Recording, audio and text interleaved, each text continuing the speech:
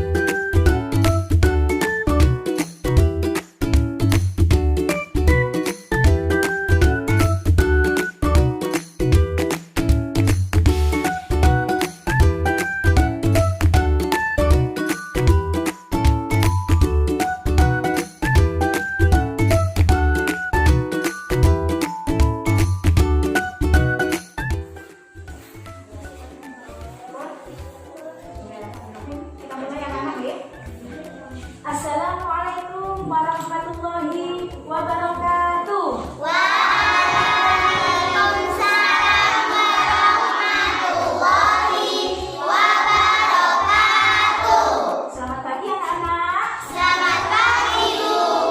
Apa kabarnya hari ini? Alhamdulillah, luar biasa. Allahu Akbar.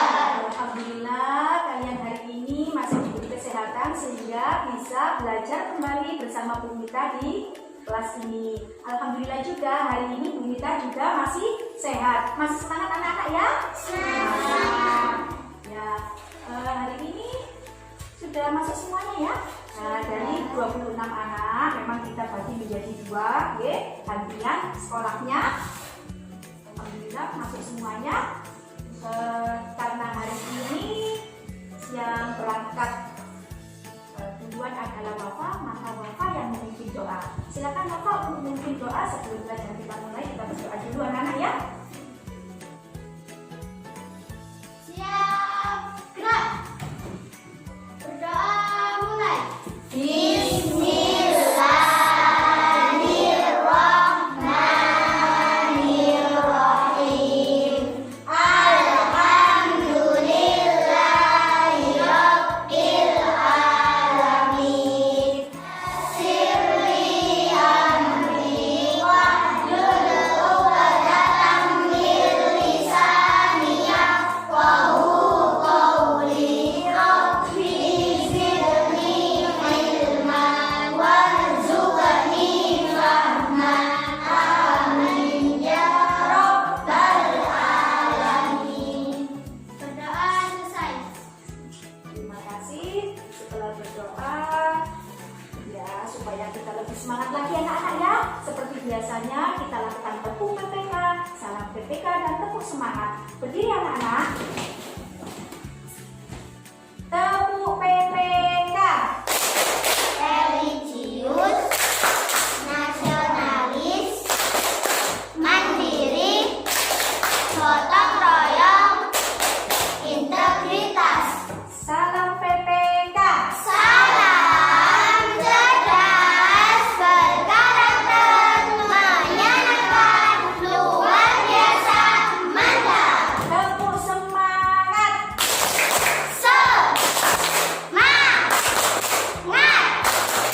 Semangat, yeay. Alhamdulillah hari ini kalian masih semangat untuk melaksanakan pembelajaran hari ini.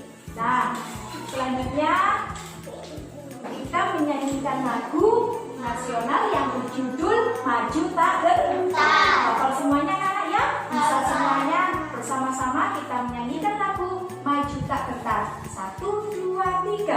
Maju tak gentar, membela yang benar. Tak gentar menyerang, majulah, menang. Terima kasih. Nah, sebelum pembelajaran dimulai, kita punya gambar. Coba kalian perhatikan anak-anak tayangan PowerPoint yang ada di depan ini? Gambar apa ini anak-anak? Seorang anak menyeberangkan seorang kakek. Ya, betul sekali, seorang anak menyeberangkan seorang kakek. Ada yang bisa yang bertanya tentang gambar ini? Kira-kira apa yang ingin kalian tanyakan tentang gambar ini? Apa yuk? Ada yang tahu? Apa pendapat kalian tentang gambar ini? Apa Bapak? Anak tersebut mau berkorban untuk membantu orang. Betul sekali. Jadi anak-anak ini, kedua anak ini mau berkorban untuk membantu seorang kakek ini. Nah, kenapa Bu Rita menampilkan gambar ini anak-anak? Karena hari ini kalian akan belajar tentang nilai-nilai kepahlawanan yang dimiliki oleh raja-raja pada masa Hindu, Buddha, dan Islam. Oleh karena itu, Bu Rita menampilkan atau seksi gambar yang ada di depan ini. Nah, hari ini tadi kita tadi sudah menyanyikan lagu Maju Tak Gentar. Bu Rita menampilkan gambar anak yang menyeberangkan seorang kakek. Karena apa? Hari ini kita belajar tema 5 pahlawanku. Subtema 1 perjuangan para pahlawan, pembelajaran ke-1. Kemudian ada tujuan pembelajaran hari ini apa anak-anak? Nah, ini tujuan pembelajaran yang akan kita lakukan hari ini. Pertama akan diperlihatkan secara rinci. Itu tadi pembelajaran yang akan kita pelajari hari ini tujuannya. Nah, masuk ke pembelajaran pertama anak-anak. Kita belajar tentang apa? Teks non-fiksi. Teks non-fiksi. Jadi teks non-fiksi itu apa anak-anak? Teks yang berisikan kejadian sebenarnya dan bersifat informatif. Betul sekali. Jadi teks non-fiksi adalah teks yang berisikan kejadian sebenarnya dan bersifat informatif. Jadi di dalam teks non-fiksi itu ceritanya adalah kisah nyata. Cerita yang sebenarnya, bukan khayalan. Dan di dalam bacaan teks non-fiksi itu apa? Mengandung bersifat informatif, mengandung informasi. Di dalam teks non-fiksi itu membutuhkan adanya pengamatan dan juga data sehingga isinya dapat dipertanggungjawabkan karena memang isinya itu tentang kejadian yang sebenarnya. Nah, di sini ada contoh anak-anak sebuah teks non-fiksi yang berjudul apa? Hayam Wuruk. Mungkin ada yang tahu siapa Hayam Wuruk itu? Mungkin ada yang pernah membaca siapa Hayam Wuruk itu? Raja Kerajaan Majapahit. Bagus sekali. Jadi Raja Hayam Wuruk adalah raja keempat kerajaan Majapahit. Siapa yang mau membaca ke depan tentang judul Hayam Wuruk ini, bacaan Hayam Wuruk ini? Siapa yang mau maju ke depan? Mungkin Dilan mau? Ya, silakan Dilan maju ke depan.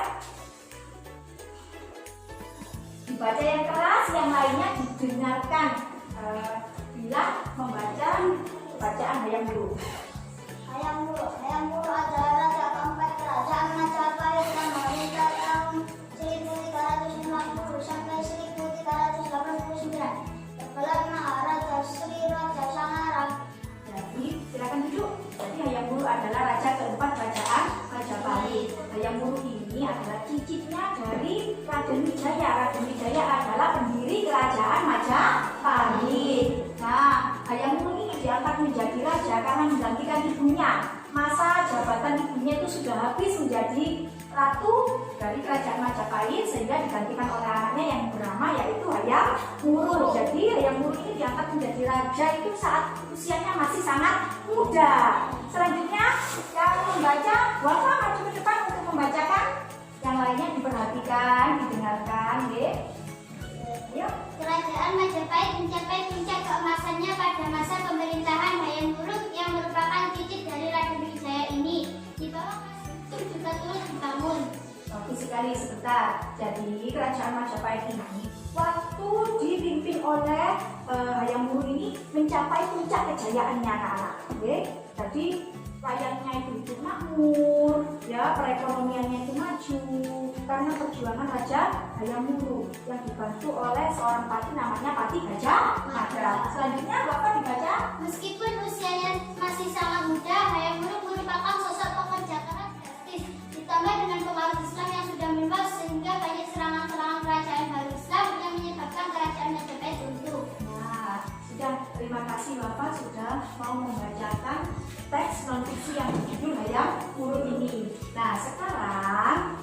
akan dibagikan LKPD kepada kalian anak-anak. Nah, di dalam LKPD ini nanti, di sini sudah ada bacaannya juga. Kemudian nanti kalian jawab pertanyaan-pertanyaan yang ada di dalam bacaan tersebut. Kita bahas bersama-sama. Kemudian selanjutnya adalah apa anak-anak? Kalian menceritakan kembali isi cerita dari yang dibaca tadi, teks non-fiksi hayam buruk tadi. Oke? Kita perhatikan. Untuk pertanyaannya ini kita bahas bersama-sama. Oke? Kita jawab bersama pertanyaannya. Kalian lihat pertanyaan yang ada di dalam di bawah bacaan hayam buruk tadi. Nah, kita coba dijawab bersama-sama anak-anak. Siapakah raja tempat kerajaan Majapahit anak-anak? Hayam Wuruk. Hayam Wuruk, langsung kamu tulis di situ Hayam Wuruk, ya. Apa arti nama Hayam Wuruk anak-anak? Ayam yang terpelajar. Nah, jadi arti dari Hayam Wuruk adalah ayam yang terpelajar sesuai dengan namanya. Orang Hayam Wuruk adalah orang yang pemberani, gigih, serta terpelajar. Kapan kerajaan Majapahit berada pada puncak kejayaannya?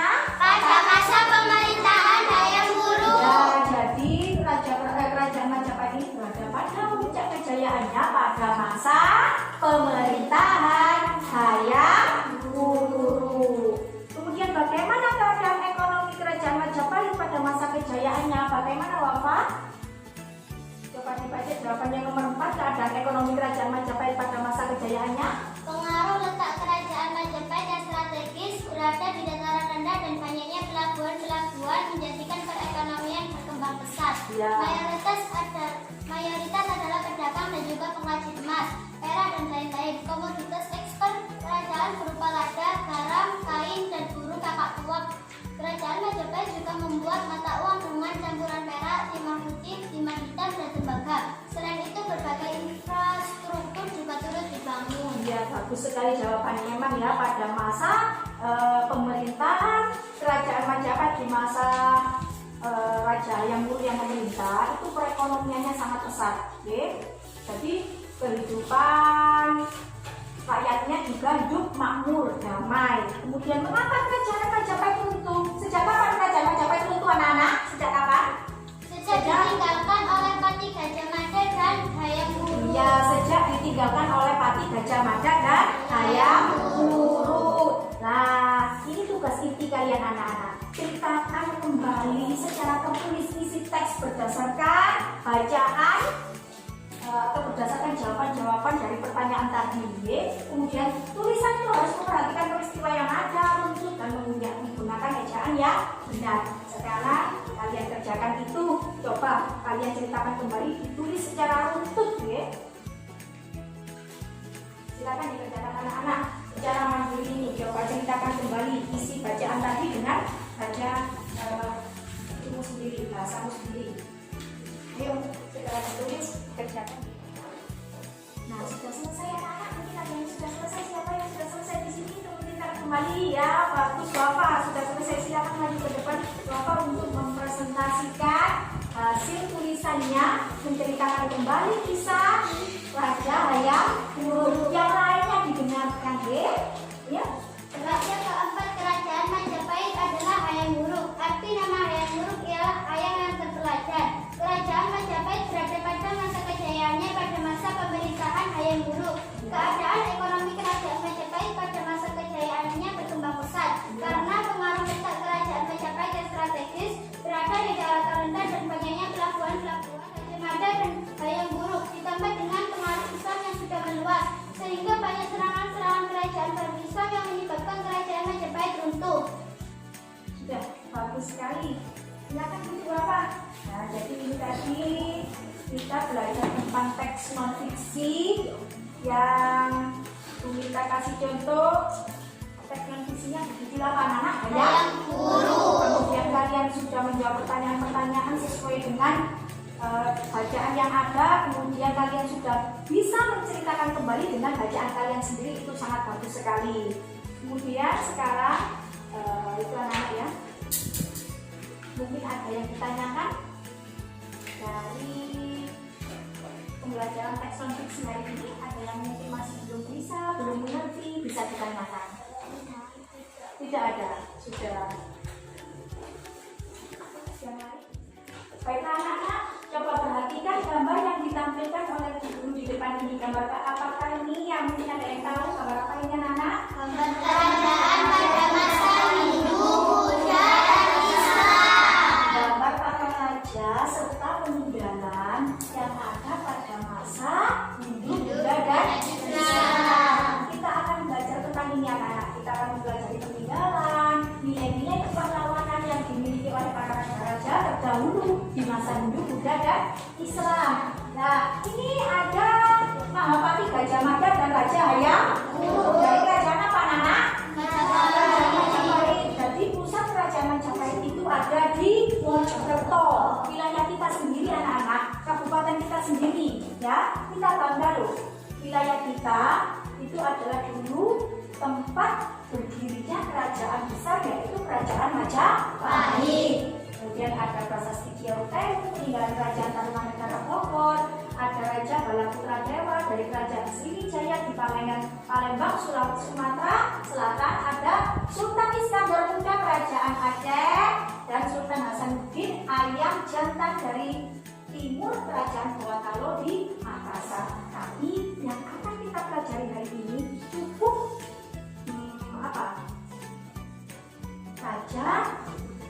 Gajah Mada, Pati Gajah Mada dan Hayam Wuruk. Jadi ini ada gambar daerah kekuasaan Majapahit.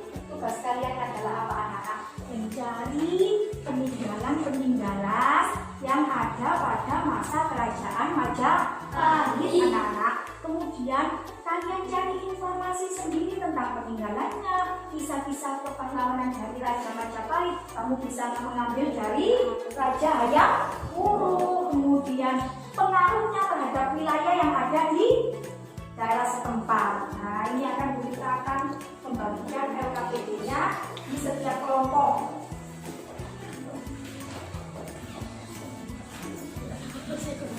Satu kelompok ini satu didiskusikan bersama. Tapi pertama apa? Perintahnya apa anak-anak? Carilah informasi secara mandiri, sendiri-sendiri. Kemudian kalian catat di buku, tulis kalian sendiri. Baru kemudian didiskusikan bersama. Bisa kalian mencari informasi melalui HP atau buku. Yang membawa HP silakan buka HP-nya, kemudian mencari informasi, cari peninggalan kerajaan tersebut. Coba dipahami LKPD-nya anak-anak ya.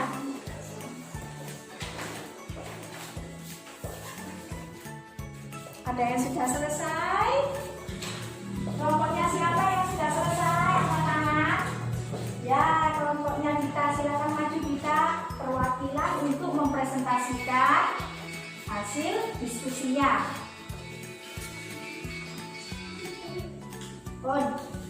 Yang lain didengarkan anak-anak. Kalau mungkin ada yang salah, ada yang kurang, bisa kalian tambah, kalian tanggapi jawaban dari kelompoknya Dita.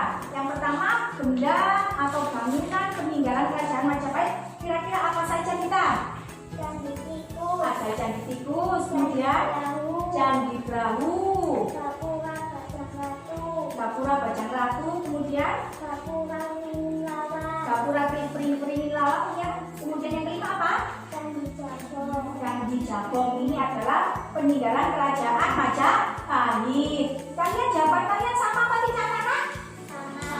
Sama atau mungkin ada yang lain yang mungkin bisa ditambahkan? Ada peninggalan yang lain dari kerajaan Majapahit mungkin? Tidak ada. Kemudian ajaran positif yang diwariskan apa? Ini yang kamu bahas ini tentang raja siapa? Raja Hayam Wuruk ya. Terus ajaran positif yang diwariskan apa?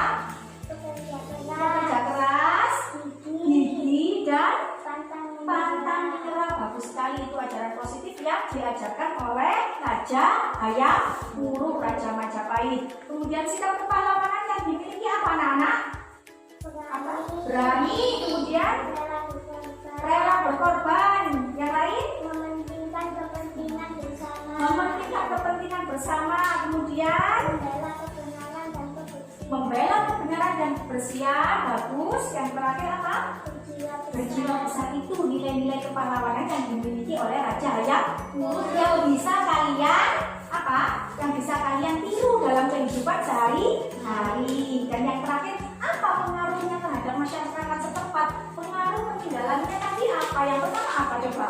Sumpah Palapa menjadi pendorong bersatunya bangsa Indonesia. Ya, Sumpah Palapa yang dibacakan oleh Pati Gajah Mada itu menjadi pemersatu bangsa Indonesia. Kemudian Seni arsitektur seperti gapura yang masih banyak digunakan. ya, seni arsitektur gapura dari Kerajaan Majapahit ini masih sering sampai sekarang itu masih sering digunakan. Yang terakhir apa? Agama Hindu menjadi agama mayoritas di Bali dan suku Tengger. Bagus sekali jawabannya kita ini. Jadi agama Hindu menjadi agama mayoritas di Bali dan suku Tengger itu karena pengaruh Kerajaan Majapahit. Ya, terima kasih. Pokoknya kita itu bagus sekali sudah berdiskusi dan mempresentasikan ke depan dengan jawaban yang sangat baik.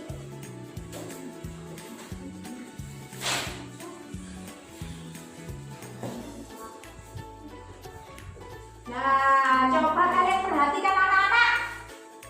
Gambar dari PowerPoint yang Bu Mita tampilkan ini gambar apa sekarang? Seorang anak sedang bercermin. Gambar seorang yang sedang bercermin. Mungkin dia sedang berpikir, wah begitu besar ya jasa para raja-raja terdahulu, pengaruhnya begitu besar terhadap kehidupan bangsa Indonesia yang sekarang. Anak ini juga berpikir di depan cermin.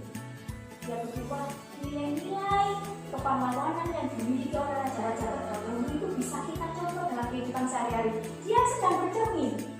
Nah, mungkin ada yang bisa yang ditanyakan dari gambar ini. Apa, Mita?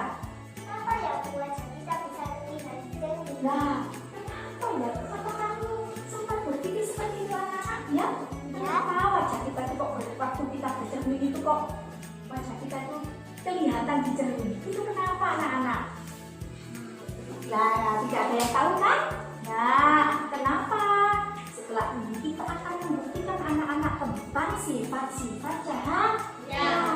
Nah, jadi cahaya itu memiliki sifat-sifat anak-anak. Yang pertama apa sifatnya? Cahaya merambat lurus. Kemudian Cahaya dimantulkan. dapat dipantulkan. Kemudian Menembus benda bening. yang terakhir, Cahaya dibiaskan. kok bisa cahaya itu memiliki sifat-sifat ini? Coba sekarang kita buktikan dengan melakukan sebuah apa anak-anak percobaan. Kemarin Bu Mita sudah memberitahu kepada kalian untuk membawa bahan-bahan alat dan bahan untuk melakukan percobaan sifat-sifat cahaya. Silakan dikeluarkan anak-anak. Bahan-bahannya apa saja untuk membuktikan sifat-sifat cahaya.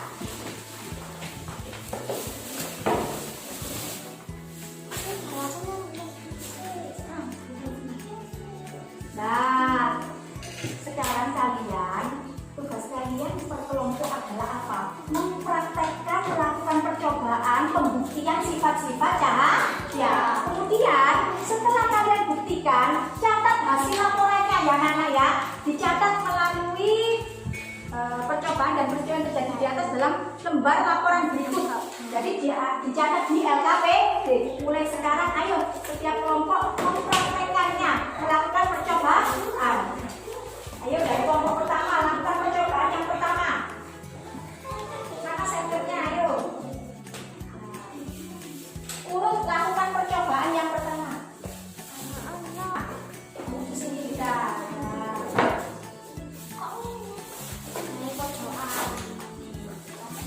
Kamu catat hasil laporan percobaannya di buku yang ada di LKPD.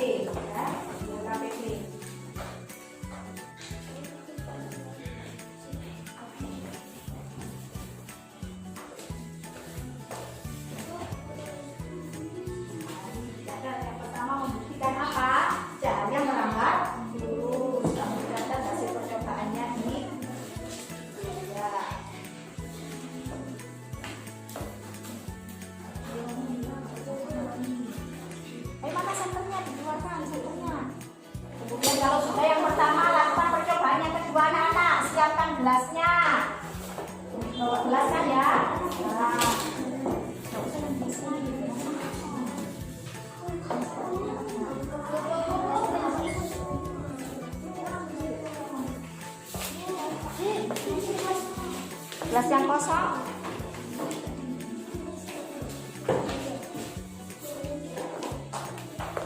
Kemudian kalian catat. Nah, itu bagus. Bagus sudah. Ini sudah dicatat ya hasilnya. Kemudian lakukan percobaan yang ketiga. Cahaya dapat dimatikan, cerminnya dikeluarkan cerminnya.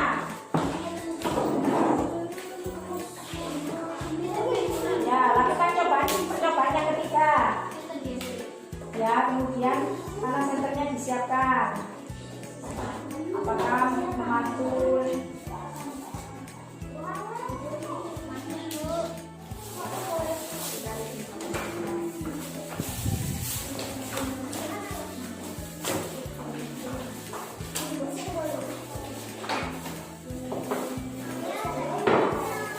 Baiklah, kelompoknya siapa yang sudah siap untuk mempresentasikan laporan kegiatan percobaan sifat-sifat cahaya?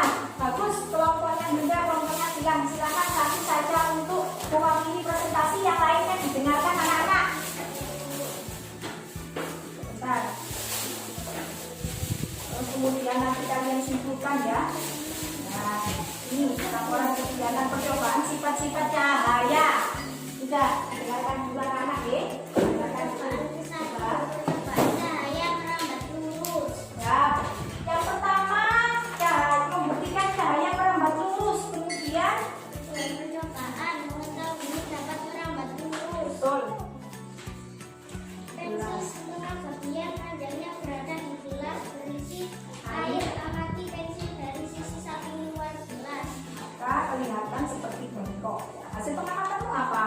Pensil yang dimasukkan ke dalam air akan kelihatan bengkok. Nah, bagus sekali. Terima kasih Yunda ya. Laporan kegiatan percobaan sifat-sifat cahayanya sudah bagus sekali. Dan kesimpulannya apa anak-anak? Kesimpulannya yang pertama, cahaya senter akan merambat lurus pada lubang kardus. Hasil kesimpulannya kelompoknya Yunda tadi. Yang kedua, cahaya senter akan bisa menembus gelas kaca. Itu percobaan yang kedua. Yang ketiga, cahaya senter pada cermin akan dapat dipantulkan. Dan yang keempat, cahaya pada gelas yang berisi air dan pensil akan nampak seperti patah, berarti cahaya dapat dibiaskan. Itu tadi hasil dari laporan kegiatan percobaan sifat-sifat cahaya. Sekarang kalian sudah paham anak-anak bagaimana sifat-sifat cahaya tadi? Sudah paham semuanya ya? Bagus sekali.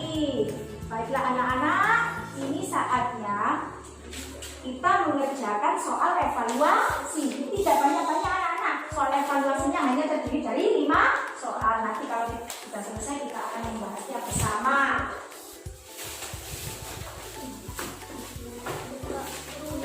Kalau ini dikerjakan secara mandiri anak-anak ya.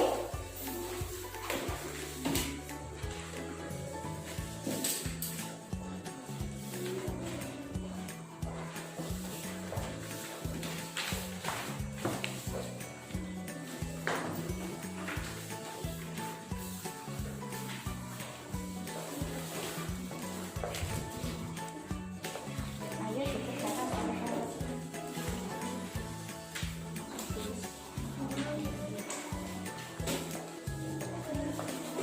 Hasil evaluasinya.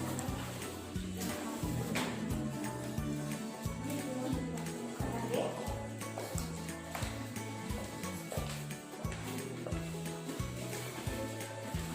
Soalnya terdiri dari 5 soal uraian.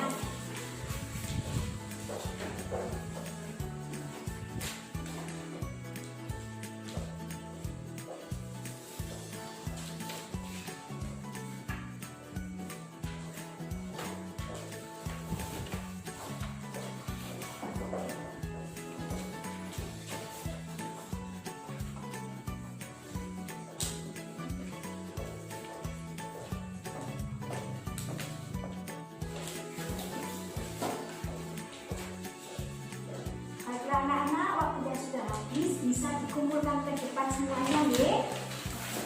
Semuanya dikumpulkan ke depan. Kemudian kita bahas hasil dari pekerjaan kalian tadi.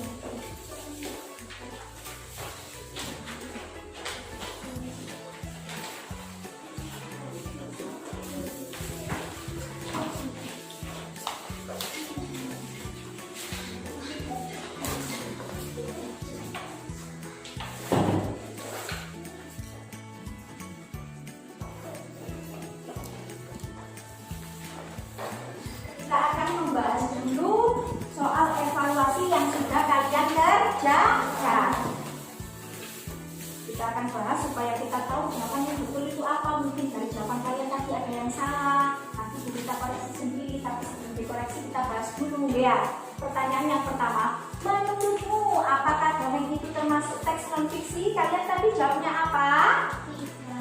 Bukan ya? Ya, jadi dongeng itu bukan teks non fiksi. Kenapa anak-anak? Karena hanya cerita apa? Khayal atau rekaan. Sedangkan teks non fiksi apa? Berisi kejadian sebenarnya dan bersifat informatif. Jadi dongeng itu bukan termasuk teks non fiksi. Yang kedua, bagaimana kaidah penulisan teks non fiksi anak-anak? Apa? Teks non fiksi membutuhkan adanya pengamatan dan juga data sehingga isinya dapat dipertanggungjawabkan. Betul. Ini punyanya Nika betul semua. Nomor 3, menurutmu apakah seorang guru itu bisa disebut sebagai pahlawan?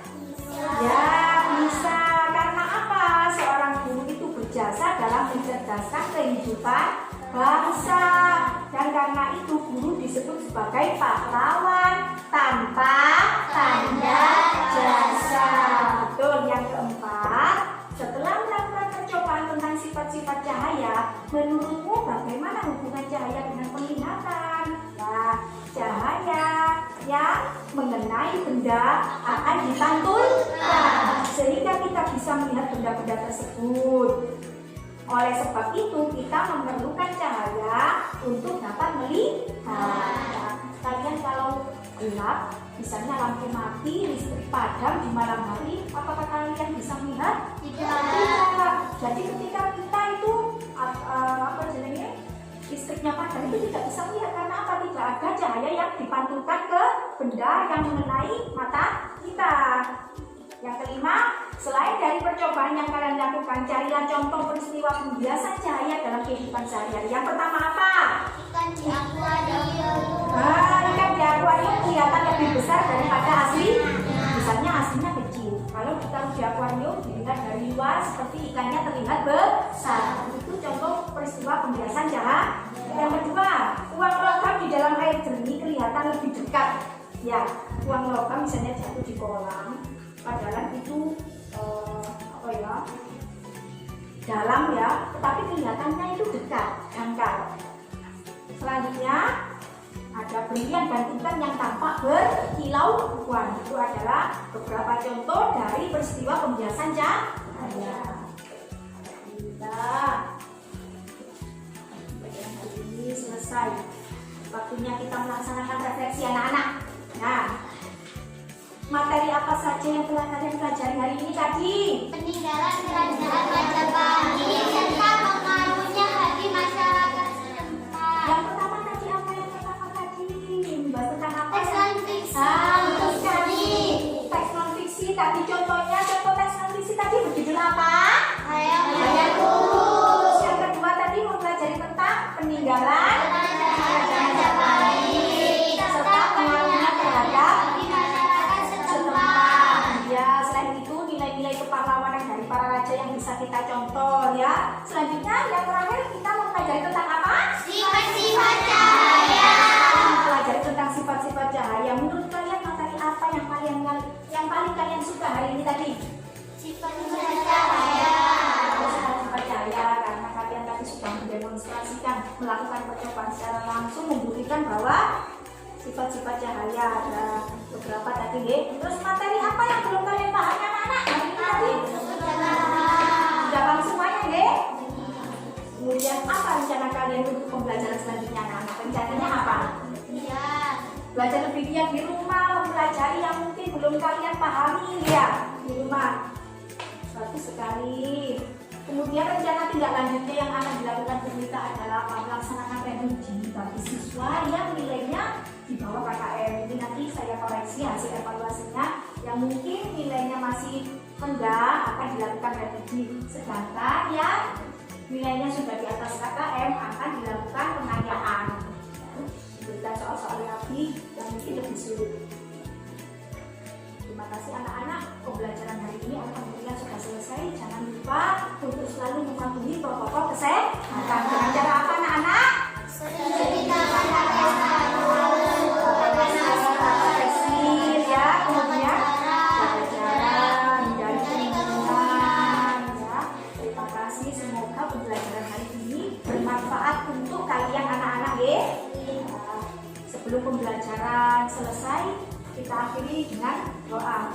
pimpin doanya cepat.